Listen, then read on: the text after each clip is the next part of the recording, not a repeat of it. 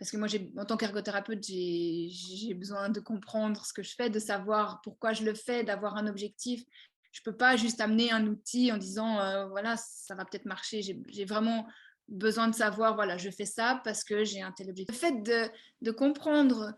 d'où le comportement de l'enfant vient et que ça vient de ses réflexes et que finalement, il n'y peut rien, c'est une réaction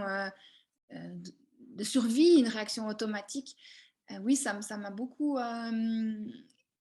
aidé pour accepter l'enfant en fait là où il en est aujourd'hui,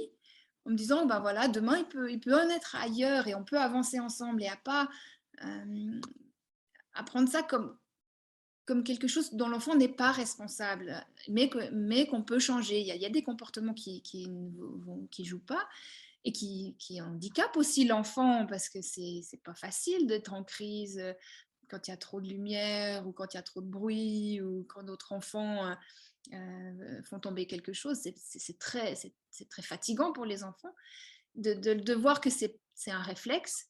qui ne s'est pas bien intégré, que c'est une réponse automatique, qui ne la maîtrise pas.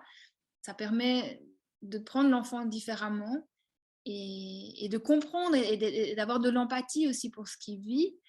et de faire des liens aussi avec notre propre vécu, parce qu'il y a aussi en tant qu'adulte des tas de fois où on réagit finalement comme un enfant dans ces mêmes réflexes, mais on sait un tout petit peu mieux les cacher peut-être, mais on les vit aussi, et du coup de refléter dans notre propre vie ce que ces enfants peuvent vivre, et puis sans leur mettre une étiquette, de les amener plus loin et de pouvoir dépasser ça.